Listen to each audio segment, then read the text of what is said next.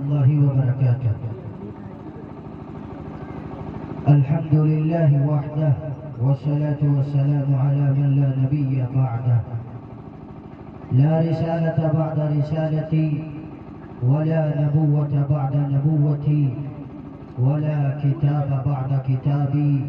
ولا شريعة بعد شريعتي ولا معصوم بعد عصمتي ولا سنة بعد سنتي ولا أمة بعد أمتي. أما بعد، أعوذ بالله من الشيطان الرجيم. بسم الله الرحمن الرحيم. قل هل يستوي الذين يعلمون والذين لا يعلمون إنما يتذكر أولو الألباب.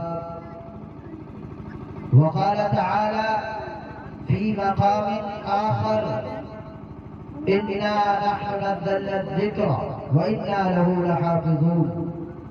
وقال النبي صلى الله عليه وسلم: خيركم من تعلم القرآن وعلمه، او كما قال علیہ الصلوۃ والسلام.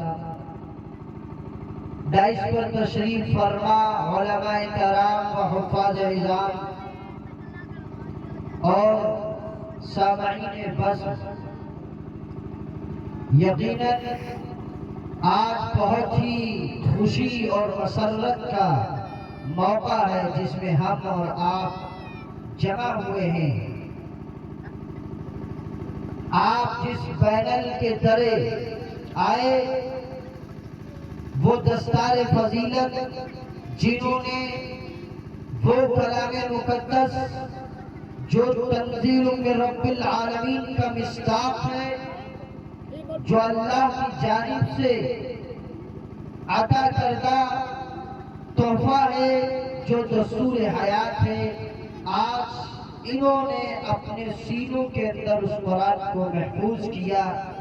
اللہ تعالیٰ تادم حیات اس قرآن کو پڑھنے اور پڑھانے کی اور اس کو پورے عالم کے اندر لے کر نکلنے کی ہم سب کو توفیق مرحمت فرمائے. یقیناً یہ حافظ قرآن جن کی فضیلت ہم جیسے حضیر کیا بیان کر سکتے ہیں. نبی کریم علیہ الصلوۃ والسلام نے جن کی فضیلت کو واضح کیا ہو اور بیان کیا ہو، اس کی فضیلتوں کو کیا کہتے ہیں کہ آپ علیہ الصلوۃ والسلام کے منہ مبارک سے نکلے ہوئے وہ کلمات کہ آپ جن کو دنیا حقارت کی نظر سے دیکھ رہی ہے، تذبذب کی نظر سے دیکھ رہی ہے، جن کو دقیانوس بتایا جا رہا ہے، جن کو جن کو بتایا جاتا کہ یہ دنیا سے غافل ہیں، جن کو انٹرنیٹ نہیں آتا، یہ ترقی کے راستے کی رکاوٹیں ہیں، یہ اپنی بہنہ کو بغیر نقاب کے باہر نہیں بھیجتے، یہ ایسے لوگ ہیں جو دنیا اور اس سے اندر جو ہو رہا ہے اس سے غافل ہے، اور یہ ہم کو ترقی کے راستے سے روکنا چاہتے ہیں. بعض لوگوں نے تو یہاں تک کہا، ہماری ایک ماسٹر سے ملاقات ہوئی، انہوں نے جو جملہ کہا کہ آپ مدرسے سے پڑھ کر آئے، آپ کی تنخواہیں کم،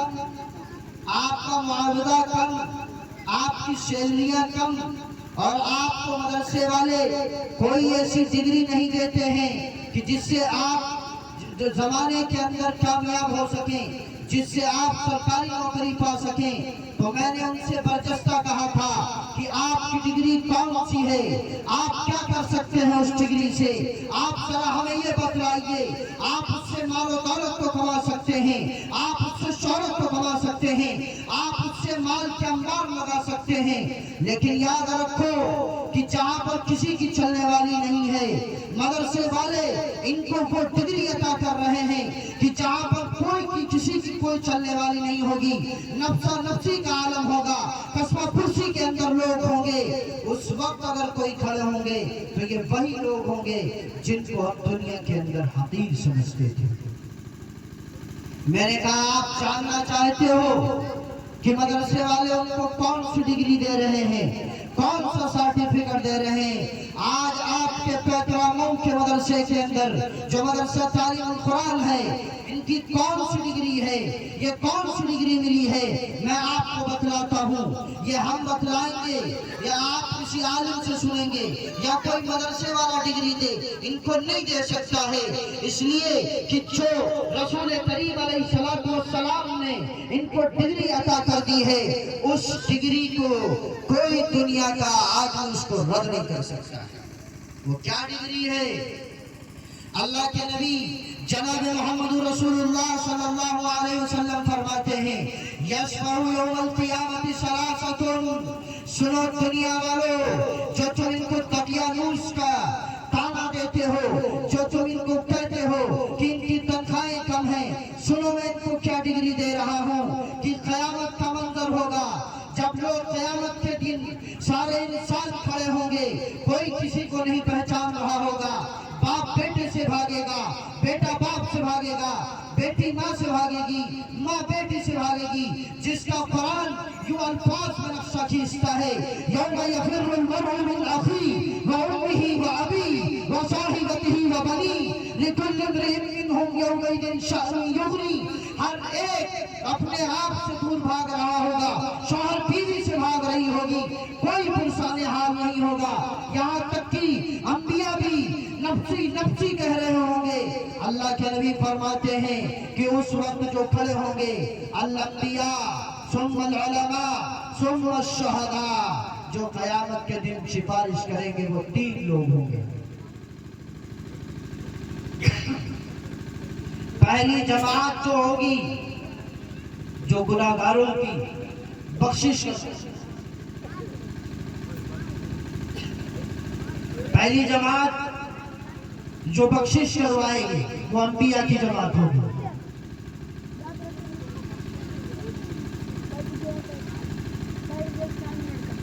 انبیاء کی جماعت ہوگی جو بخشش کروائے گی،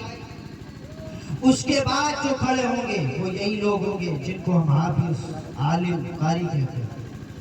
یہ معمولی لوگ نہیں ہیں، یہ بہت بڑے لوگ ہیں۔ قرآن کریم میں رب کریم نے بیان فرمایا قل هل يستوي الذين يعلمون والذين لا يعلمون انما يتذكر اولو الالباب۔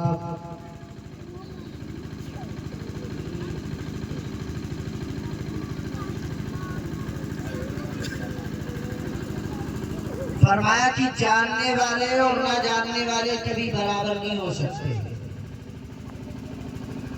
اور اللہ تبارک و تعالی فرماتا ہے اِنَّا نَحْنُ نَزَّلْنَا الذِّكْرَ وَإِنَّا لَهُ لَحَافِظُونَ، کہ قرآن کو ہم نے اتارا ہے، اس کی حفاظت بھی ہم کریں گے۔ اس کائنات کے اندر اور بھی کتابیں آئیں، لیکن اللہ تبارک و تعالیٰ نے کسی کتاب کی حفاظت کا وعدہ نہیں فرمایا۔ یہ واحد قرآن ہے جس کے بارے میں رب العالمین کا فرمان ہے اِنَّا نَحْنُ نَزَّلْنَا الذِّكْرَ وَإِنَّا لَهُ لَحَافِظُونَ، قرآن کو ہم نے اتارا ہے اور اس کی حفاظت بھی ہم کیسے کریں گے؟ اس کی حفاظت بھی اللہ تبارک و تعالیٰ نے یوں فرمایا، اگلی قرآن کی آیت میں فرماتا ہے الربانیون والاحبار بما استحفظوا من کتاب اللہ، کہ ہم اپنی آرمی کو تیار کریں گے جس طریقے سے بادشاہ وقت جو وزیر اعظم بنتا ہے وہ کہتا ہے کہ ہم اس ملک کی حفاظت کریں گے، اس ملک کی حفاظت کے لیے وہ انڈین آرمی کو تیار کرتا ہے، وہ آرمی کو تیار کرنے کے بعد مخصوص بندوں کو چنتا ہے جو ملک کی چاروں جانب کی سرحدوں پر ان آدمیوں کو جو چنا ہے ان کو کھڑا کر دیتا ہے۔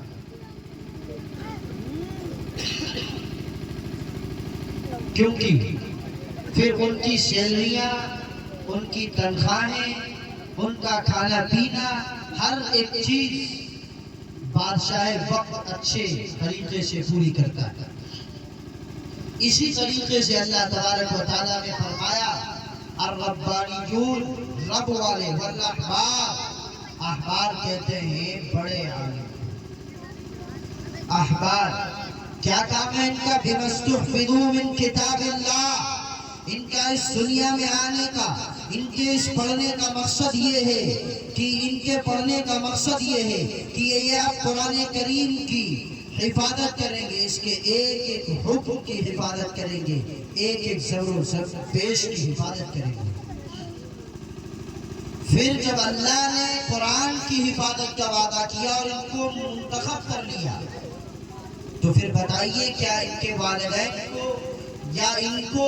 اللہ تبارک و تعالی ہلاک کر سکتا ہے؟ یا ان سے جڑنے والوں کو اللہ ہلاک کر سکتا ہے؟ یہ قرآن سے جڑے ہیں، ان کا مقام کیا ہوگا؟ آپ دیکھیے کہ ایک لکڑی ہے جس کو ہم جلا بھی دیتے ہیں کھانا پکانے کے وقت، ایک کپڑا ہے جس کو ہم پہنے ہوئے ہیں، لیکن یہی کپڑا،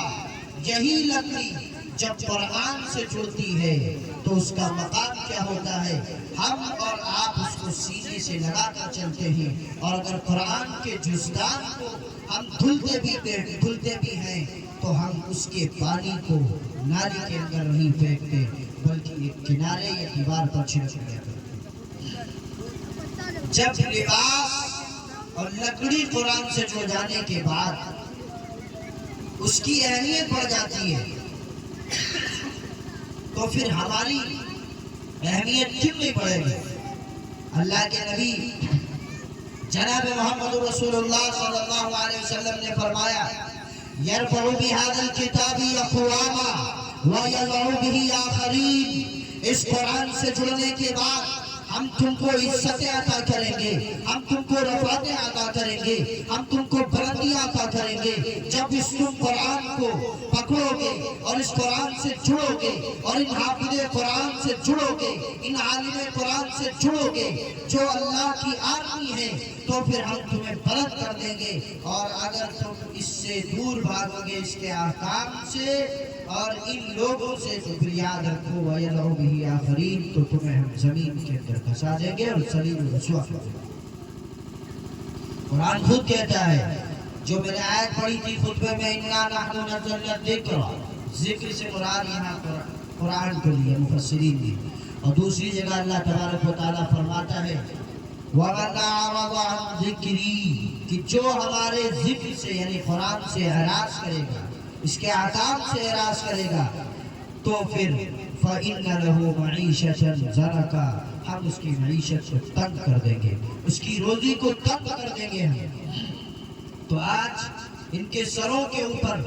دستار فضیلت رکھی گئی، یقیناً ان کے والدین بہت ہی قابل مبارکباد ہیں کہ جن کے سروں کے اوپر انہوں نے تاج رکھا، جو تاج سورج سے بھی زیادہ چمکدار ہوگا، کل قیامت کے دن کے والدین پر رکھا جائے گا۔ آج جس طریقے سے آپ لوگوں کے سامنے ان کے سروں پر دستار فضیلت رکھی گئی، کل ساری کائنات کے جتنے بھی روز اول سے لے کر قیامت تک جتنے بھی انسان آئیں گے، ان کے سامنے اللہ تبارک و تعالیٰ کھڑا کر کے ان کو عزت کے تاج پہنائے گا، ان کے والدین کو عزت کے تاج پہنائے گا۔ یقیناً اللہ کے نبی نے فرمایا کہ جو حافظ بن گیا وہ 10 لوگوں کو جنت میں جائے گا۔ اب بتلائیے کہ جن کے اوپر جہنم واجب ہو چکی، تو ان کے گھر میں ان کے چچا ہوں گے، دادا ہوں گے، دادی ہوں گے، بہت سے رشتے دار ہوں گے، یہ ان کو بھول سکتے؟ نہیں بھول سکتے۔ لہذا بہت ہی مبارکباد ہے ان کے والدین، اور خصوصی طور پر ان کے استاد جنہوں نے ان کو حفظ کلام پاک مکمل کروایا، دن و رات محنت کی اور ان کو اس مقام تک پہنچایا ہے کہ جس کے بارے میں نبی کریم صلی اللہ علیہ وسلم نے فرمایا کہ کل ان حافظ قرآن سے کہا جائے گا اقرأ ورتقی ورتل کما کنت ترتل فی الدنیا فإن منزلک عند آخر آیت تقرؤها، کہ پڑھتا جا قرآن اور جنت کے درجوں پر چڑھتا جا۔ ان کے مقام کو یقیناً آج ان کے والدین آئے، وہ استاد کو بھی انشاءاللہ کچھ نہ کچھ پیش کریں گے کیونکہ ان کے بچے کو انہوں نے بنایا۔ استاد کا کیا مقام ہے؟ نبی کریم صلی اللہ علیہ وسلم نے فرمایا کہ جب شاگرد اپنے استاد کے پاس جاتا ہے ملنے کے لیے، ان کا مقام یہ طالب علموں کا، فرمایا کہ زمین پر جتنے قدم ان کے پڑتے ہیں وہ زمین کے سارے ذرات ان کے لیے دعائیں مغفرت کرتے ہیں اور جنت میں ایک محل بن جاتا ہے۔ تو ماشاءاللہ آپ لوگوں کا آنا مبارک، اور اس مبارک رات میں آئے جس میں اللہ کے نبی نے فرمایا کہ سورج غروب ہونے کے وقت سے لے کر کے طلوع آفتاب تک اللہ تعالیٰ آوازیں لگاتا ہے صبح صادق تک کہ ہے کوئی بخشش کروانے والے، معافی مانگنے والے، روزیوں کو کشادہ کرنے والے، آئیے مانگیے ہم تمہیں دیں گے۔ آج یہ رات اللہ سے مانگنے کی ہے، ہم اپنے گناہوں سے استغفار کریں، توبہ کریں اور اللہ کے حضور تنہائیوں کے اندر بیٹھ کر مانگیں کہ اللہ ہم سے راضی ہو جا اور ہماری روزی کشادہ کر دے۔ تو آج یہ رات جو ہے ہم اس میں خوب اللہ سے لو لگا کر مانگیں، اس کو تماشے کی رات چائے ناشتے کے اندر نہ گزاریں۔ یہ نہیں ہے کہ پوری رات جاگنا ہے، آپ جائیں چند رکعت نوافل اخلاص نیت کے ساتھ، خضوع اور خشوع کے ساتھ میں اللہ کے حضور کھڑے ہو کر اگر 2 رکعت بھی پڑھ کر کے اللہ سے مانگتے ہیں تو انشاءاللہ اللہ کی ذات سے قوی امید ہے کہ اللہ آج کی رات بخشش کے پروانے دے گا۔ جو فہرستیں بناتا ہے وہ سب فرشتوں کے حوالے ہو جاتی ہیں کہ یہ سال کس کو رہنا ہے، کس کو جانا ہے دنیا سے، کس کے پاس کتنا مال رہے گا، کس کی عزت ملے گی، شرافت ملے گی، شان و شوکت ملے گی، مال و دولت ملے گا، ہر چیز کے امور اللہ اس رات طے کر دیتا ہے۔ ہمیں اور آپ کو سمجھنا ہے کہ ہم اپنے مقدر میں کیا لینا چاہتے ہیں۔ اللہ تعالیٰ ہمیں انہی باتوں پر کہنے سننے سے زیادہ عمل کی توفیق بھی ہمیں فرمائے۔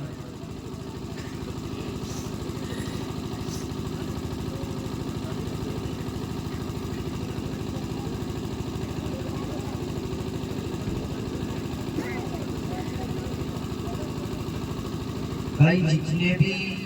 یہ بچے فارغ ہوئے ہیں ان کے والدین وہ کھڑے ہوئے ہیں، ان کے والدین اگر ہیں تو وہ آگے آ جائیں۔ ماشاءاللہ بہت مبارکباد کے قابل ہیں یہ لوگ کہ ان کے بچے آج حافظ قرآن ہوئے۔ جو بچے حضرات باہر کھڑے ہیں فلحال کے اندر تشریف لے آئیں، ختم ہو گیا سب جو